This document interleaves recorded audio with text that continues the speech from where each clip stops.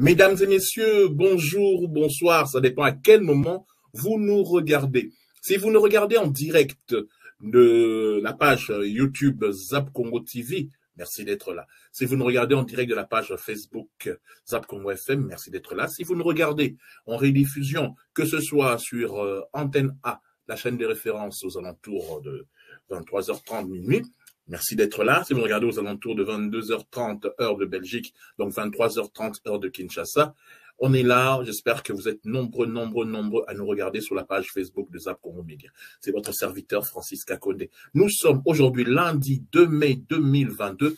C'est un plaisir pour moi. Je profite pour vous souhaiter une très bonne fête du 1er.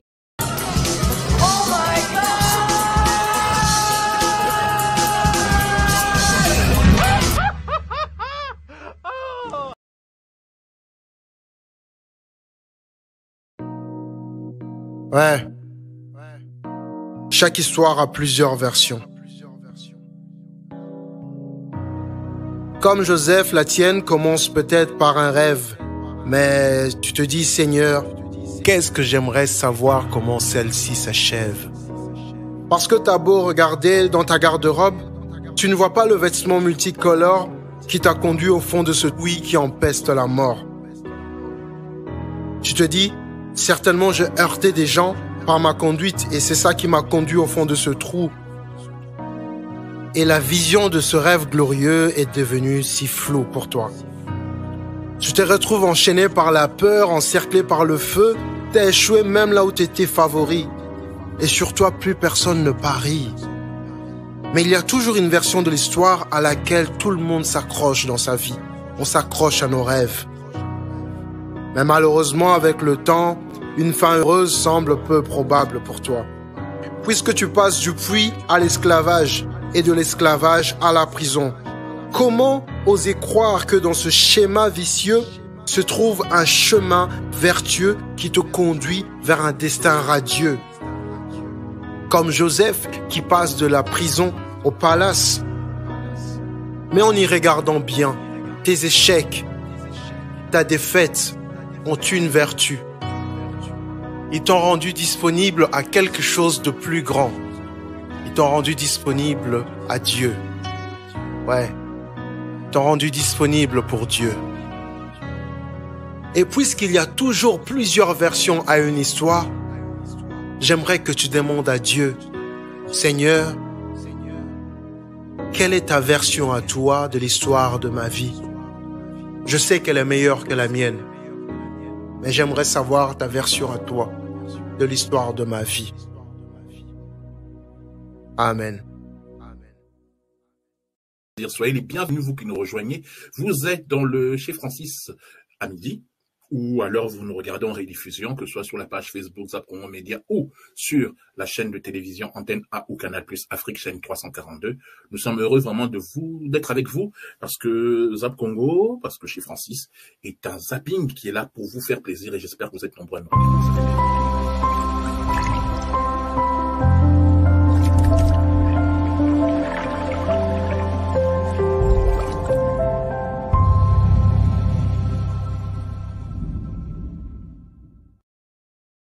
Bien, après cette rubrique Oh My God dans laquelle nous louons le Seigneur, là c'était la sœur Fanny Oleko, demain un autre artiste ou une autre artiste, ça dépendra.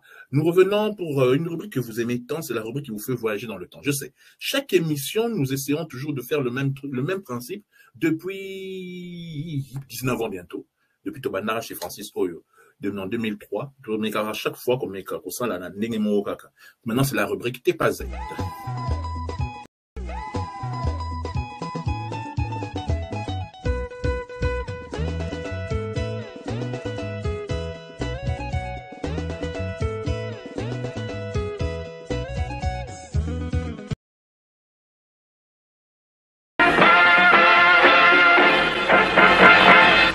Bami, c'est là yungu boy de beza ko vene ye wana.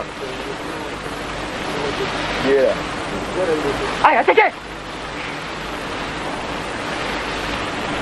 Oh.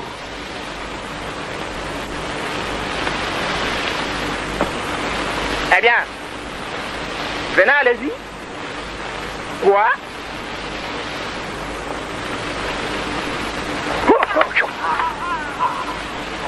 Qu'est-ce que vous êtes prêts? Ouais.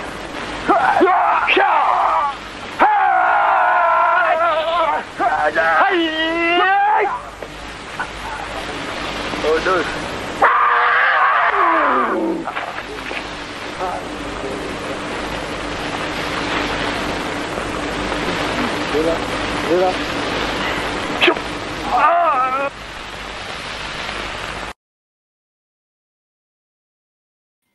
Maître Bébin pour un plaisir Nabino. Excellent dimanche à vous tous qui nous regardez sur Antenne A. Et maintenant, votre rubrique préférée, le zapping.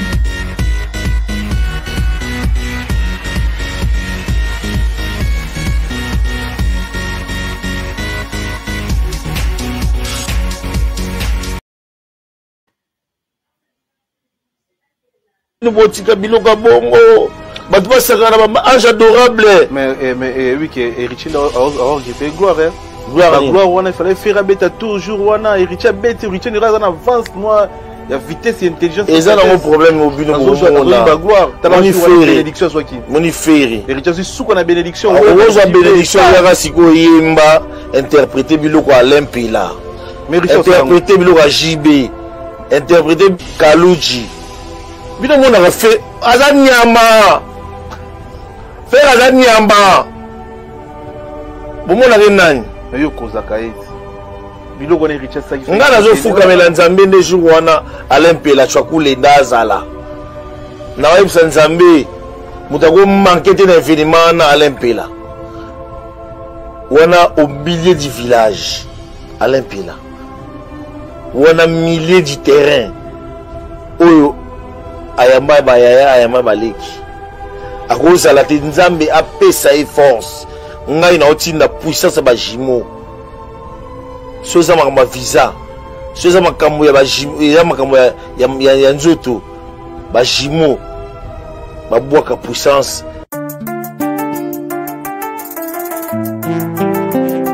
Golf.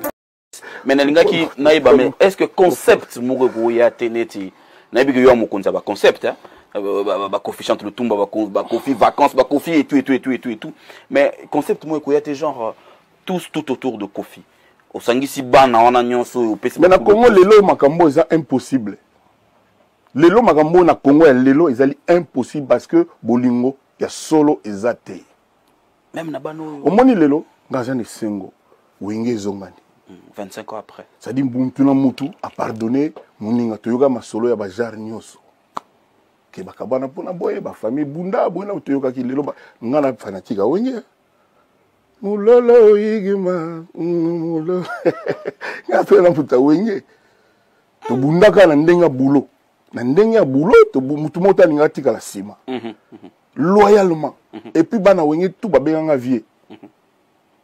Donc c'est premier gars na boulot mais que quand boye na jinoté ezalate ti le loto solo la kana ba lempela ba donc tu la bien ka bon moi mais compréhension ou ta na concurrence mais lo mo penda ya o penda ki roboma mutu eza penda te ba limbisani linga zala bien so ba limbisaki ba mise mususu ya wengete ope ba na problème na bango ba lobi ki ana to fungoli mutema to lingi su ente ezaka ide kaka ezaka ide kaka ngai ide na ngeza kokuda te nga siko na commission wana yo zo ba makamba boye bango ba sepela no mo mingi bena te bon wana nga na mesana OK et ke ba sepela na tina mesana nga munde ba limbisani wana bravo.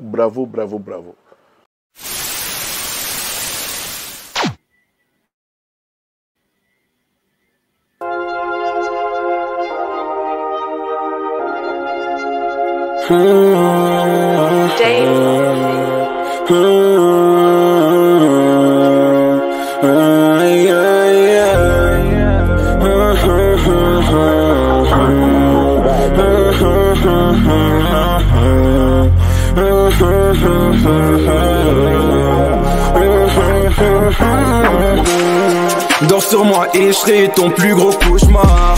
Je cause plus de dégâts qu'une balle de Beretta. Entouré de soldats prêts pour la guérilla. On recule jamais, nous on reste fascinés par les dollars. Je veux le succès, la fortune de Jules César. Frère, ne commets pas la même erreur de foi. Faut éviter ça, faut éviter ça. Bang, bang, bang, bang. Paris on se plaint pas, Paris on se plaint pas. coups bas, on y fera toujours face. Par ici on se plaint pas, par ici on se plaint pas. On se plaint pas, je me gênerai pas pour les faire. Dans ce game y a pas de loi. Je me gênerai pas pour les faire. Dans ce game y a pas de loi. Si tu fonces, je fonce aussi. Prêt à tout pour mes gars. J'arrive mettre la lumière, Montréal, c'est comme Gotham. Hey, hey, hey, hey. J'arrive mettre de la lumière. J'arrive mettre de la lumière. J'arrive mettre de la lumière.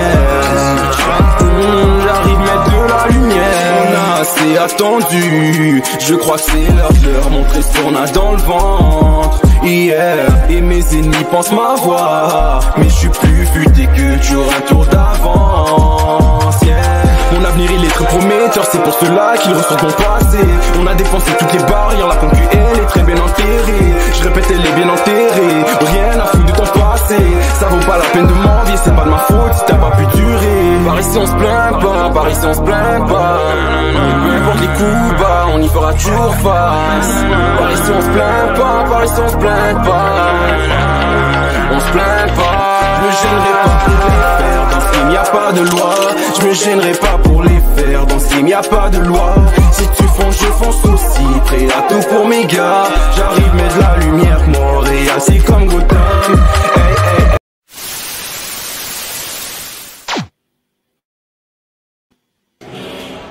Donc, toujours le Belara Maramboya, coach Christian Sengi.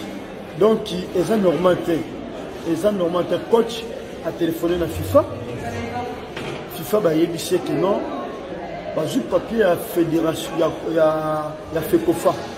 Que Bafuta qui est bon, coach a joué le côté, mais signature au mouton a signé Kuna.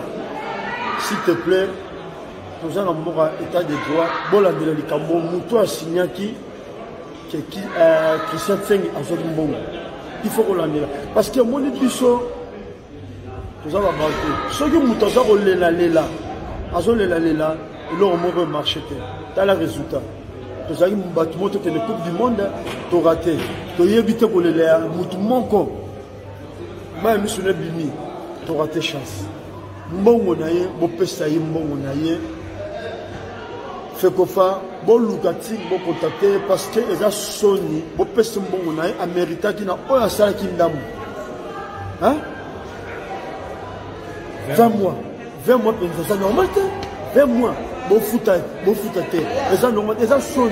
les gens sont donc on suit étranger bon préfère que c'est voiture là coup na avance à 6 mois salaire na tant le résultat toujours mais moi na toujours le bagaka franchement les cambo ça les passe ma casse parce que rebomba c'est bon à bango hein je le bêta qui peut baler tu dis musala ne ba ko tu sala ka comment est-ce que moi na mboka na biso ça la 20 mois à la payer mais ceux qui m'ont dit là tu peux payer 6 mois avant si tu peux payer ndako tu peux payer voiture moi na mboka de respecter parce que nga petit na ko lo babwe na mona ki ndeke équipe betali tant coach qui s'azalaki bande pe ko betaki toko azaki na chance te mundele pa y tant faut déjà malonga de mettre gagner mais to kepe musikate c'est à dire que mutu na mutu ko ya ko apporter un plus na yeto un moins na ye to pe sakape tu peux se rappeler valeur na bana mboka ko bana mboka basala musala 20 mois wana ya impayé c'est pas normal c'est pas normal basa la tout ba futa coach mbongo na ye oyo oui ba prime pardon le ba ga songela ouais ba prime na ye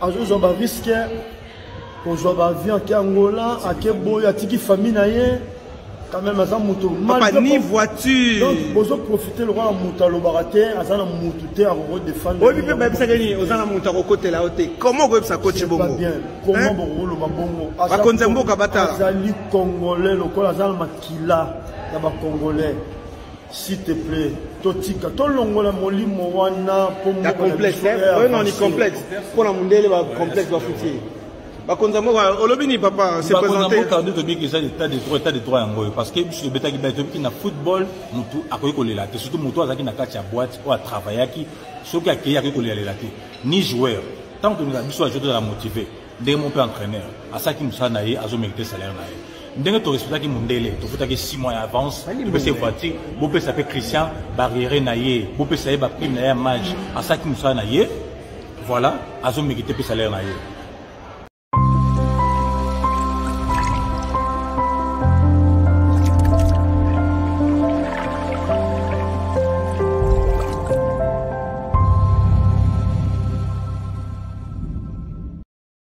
Ngana ndimaka il fallait comme on appelle ça ça.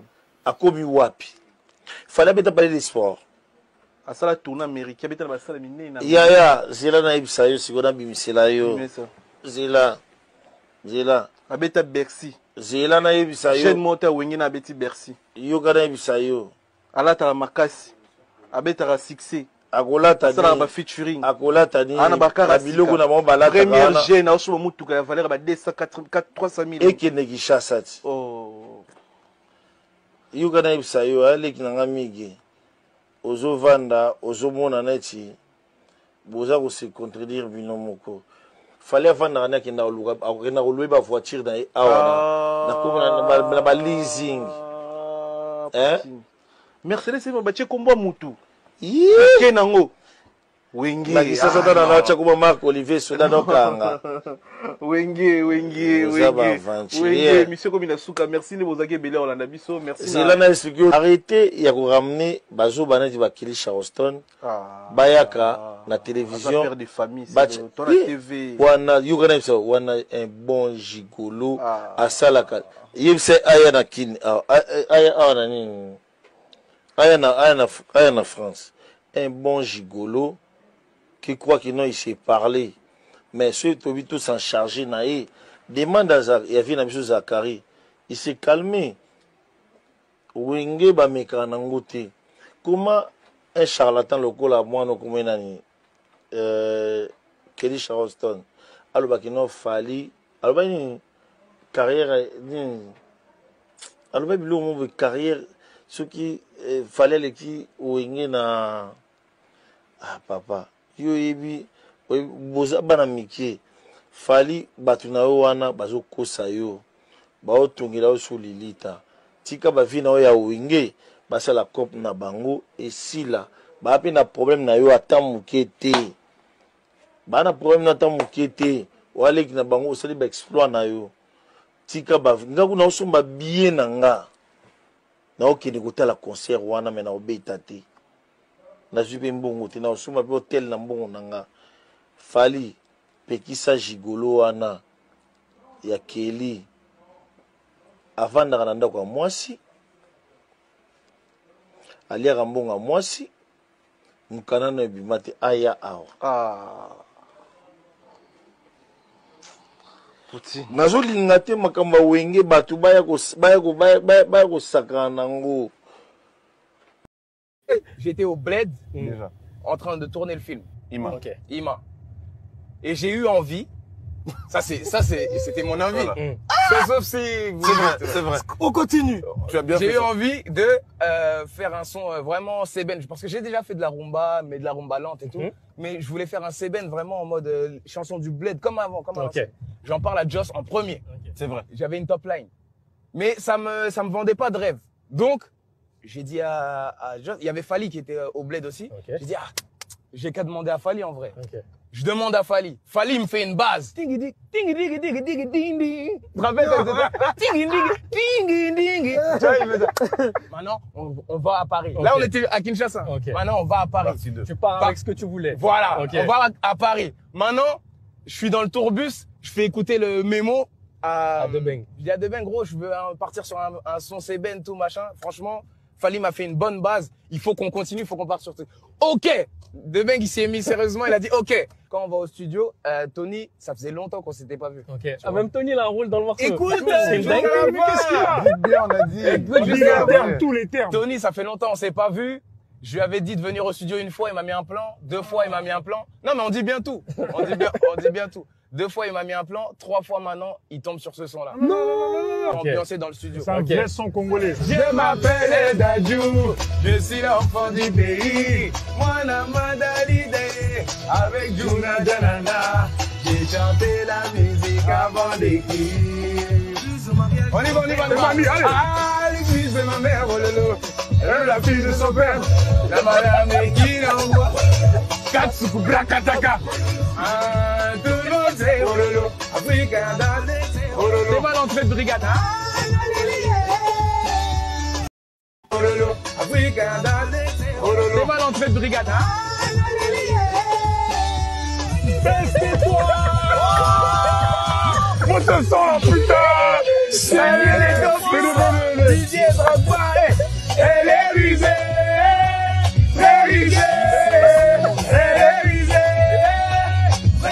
Elle fait la bise à tous les bouts, bien trop près de la bouche. Elle fait la bise à tous les bouts, bien trop près de la bouche. Il tape les gens pour vivre. Francis, Le soleil se lève à l'est et se couche à l'ouest du temps.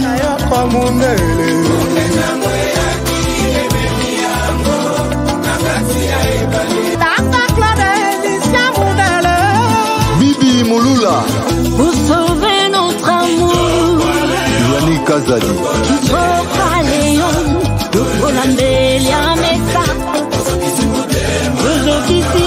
Maréchal Dumbré, Makoso. Ami Amici, mon général Grégoire Mandikala. Belinda Zola. Ali Golan.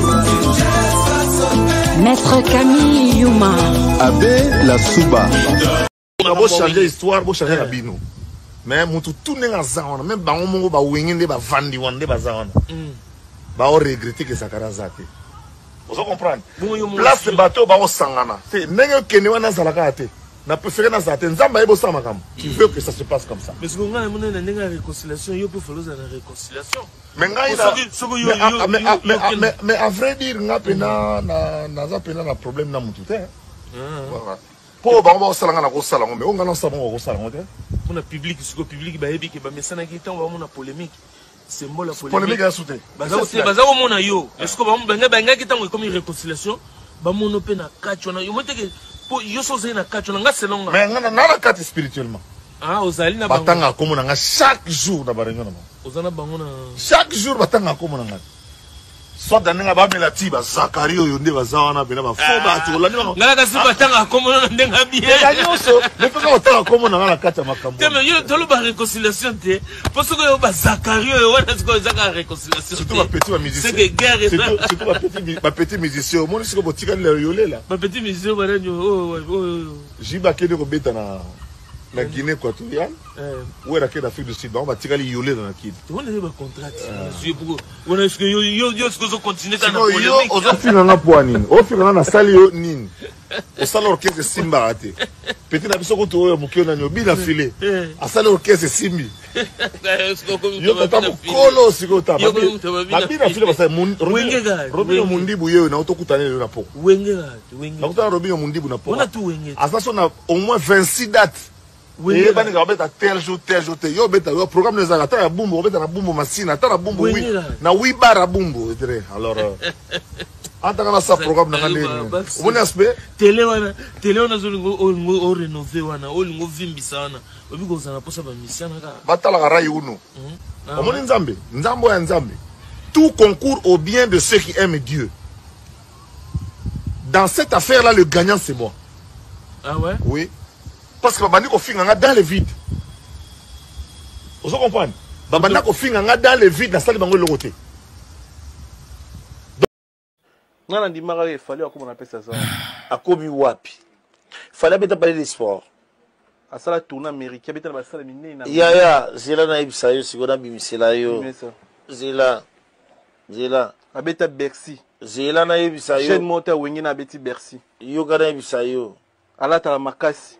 Abeta succès. Akolata ça ba featuring. Akolata ni. Ana bakara biloko na mo balata. Première jeune au so mutuka ya valeur ba 284 300 000. Et qui negisha sati. Oh. Yo kana ibisayo ale kinanga migi. Ngana ndimaka il fallait comment on appelle ça ça. Akobi wapi. Fallait bien parler des sports. À ça la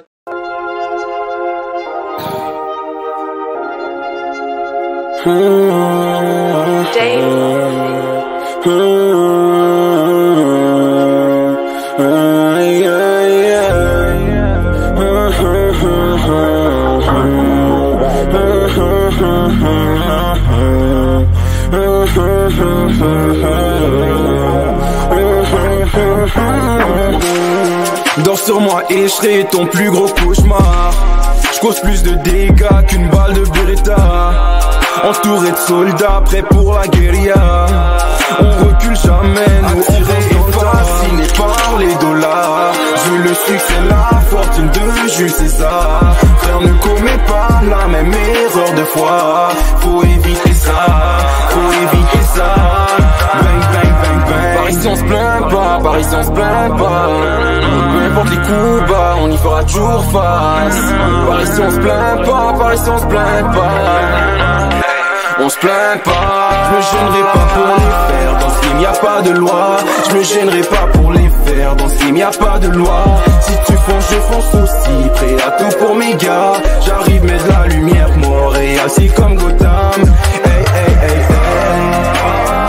J'arrive, mets de la lumière. J'arrive, mets de la lumière. J'arrive, mets de la lumière. J'arrive, mets de la lumière. C'est attendu, je crois que c'est l'heure de leur montrer ce qu'on a dans le ventre. Yeah. Et mes ennemis pensent m'avoir, mais je suis plus futé que toujours un tour d'avance. Yeah. Mon avenir il est très prometteur, c'est pour cela qu'il ressort mon passé. On a défoncé toutes les barrières, la concu elle est très bien enterrée. Je répète, elle est bien enterrée, rien à foutre de ton passé. Ça vaut pas la peine de m'envier, c'est pas de ma faute si t'as pas pu durer. Par ici on se plaint pas, par ici on se plaint pas. Peu importe les coups bas, on y fera toujours face. Par ici on se plaint pas, par ici on se plaint pas. On se plaint pas, je me gênerai pas.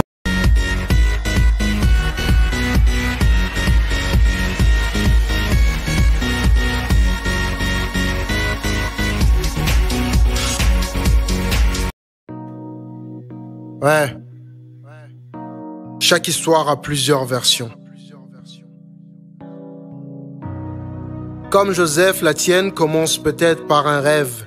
Mais tu te dis, Seigneur, qu'est-ce que j'aimerais savoir comment celle-ci s'achève?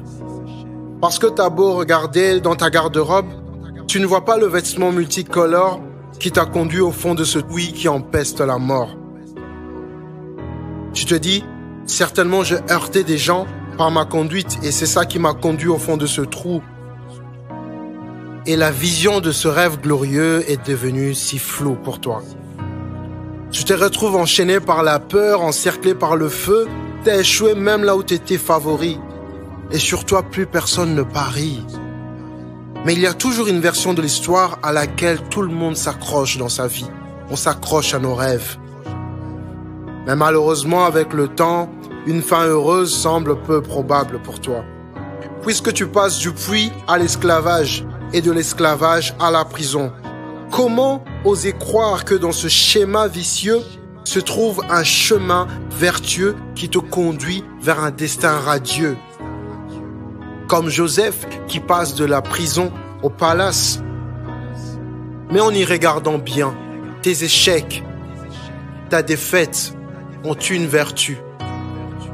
Ils t'ont rendu disponible à quelque chose de plus grand. Ils t'ont rendu disponible à Dieu. Ouais. Ils t'ont rendu disponible pour Dieu. Et puisqu'il y a toujours plusieurs versions à une histoire, j'aimerais que tu demandes à Dieu, Seigneur, quelle est ta version à toi de l'histoire de ma vie? Je sais qu'elle est meilleure que la mienne, mais j'aimerais savoir ta version à toi de l'histoire de ma vie. Amen.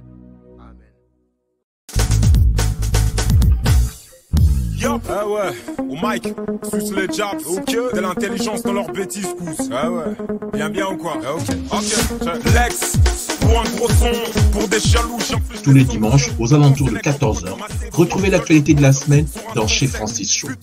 14h, 22h30, tous les dimanches sur Antenne A ou Canal Plus Afrique, chaîne 342. Retrouvez-moi, je vais vous résumer l'actualité de la semaine comme si vous la viviez vous-même. Merci.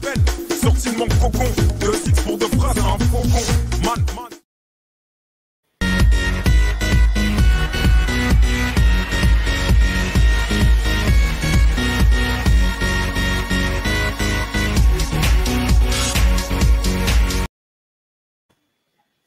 Terroriste va marquer époque.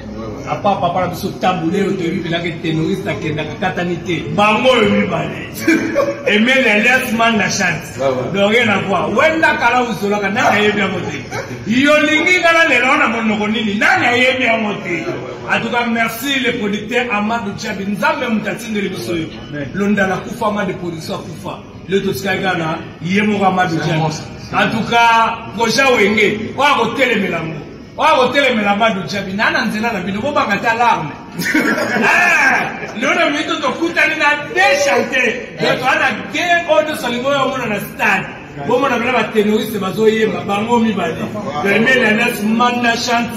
Dans la minute, on va parler de Ranki des Alaraté. Les Awenge et Salmani Wenge pour Moko. Donc, en tout cas, merci beaucoup. Toko Poil. Dale, Yambemeli. Oh, Jésus Oyo moyembi ya kosakana te. Toujours.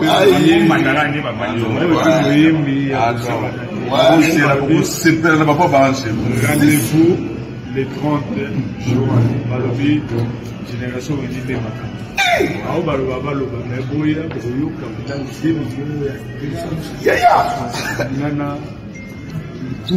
Vraiment, on n'aura pas l'air de que l'on va yango.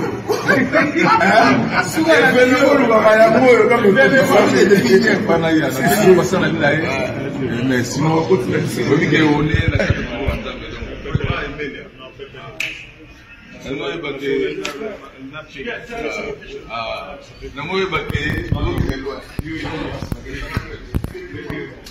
mais oui, au lobby aux rankinité, mais quand même il y a une chose qu'on n'a pas compris. Tu dis que vous savez futur moyen héritier, tu comprends que vous retirez en état d'esprit exact, tu comprends une côté alors que tout le monde en a pas, moi tirer mais salamaki, il va voice tout le bas, ils ont rankin on a monté sali ko ben dans zembo. Non, ils ont rankin des arcs qui ngai na ligne raté. Ouais. Mon tout va expliquer que non désolé, pour comprendre désolé de faiblesse. C'est pour ça que j'avais retiré la chanson. Il y a un jour dans le zone Isango, parce que ton ami n'a pas désolé. Oh, dans cela j'ai accepté que c'est moi. Mais ça tuerie, ça coup d'état, ça ce qui dignité. Mais si vous avez désolé après, désolé on y paraît, oh balaksa qui songolo, balaksa qui pakala, oh benga qui jo, benga qui nani, benga qui pakala. Je dis c'est quoi ça, moi je suis pas un bouffon. On retire puis voilà. Ça on a eu toujours normal au tigal no Céléo. Dans un Céléo, c'est mon jeune frère. Dans Céléo, un jour, on va s'attendre encore, et mon qui va s'arrêter dans ma campagne. Non, papa, ngana yo kana mutu tout. Mais ça qui va comportement ba monsieur congolais des carrière mo ba obulena tiki non, ngana esprit, ngana nkanga ngana nanti, ngrepa na ngakati. Et tant qu'il na yebi bino na yebi yo na yebi ngrepa na ngakati. Ngepa na ngaka abotosi.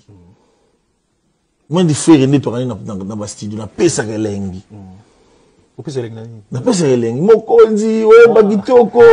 T'as qu'à faire ça na kekin. Aya kama tuningoli. Oh, non, moi j'habite en Europe, frère. Au Kindeni. Oh, frère. Au son un taxi. Ah, nani, chauffeur, voiture, que dans une voiture, on me dit, ouais, tu casses Céléo. C'est ça la famille. C'est ça la famille.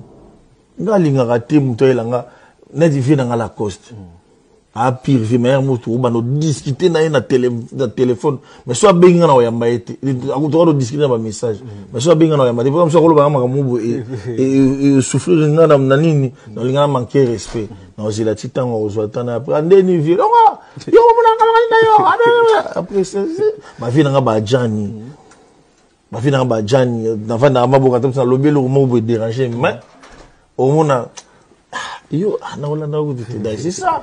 Ngasku na linga raté, mutu, c'est-à-dire que, apporter le gomogo boé, oyo, a aussi zangote.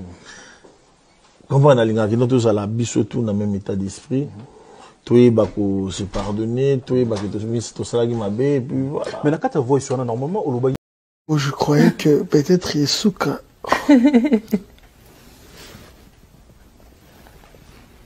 Jusqu'à nos jours, on continue qui amitié na yo na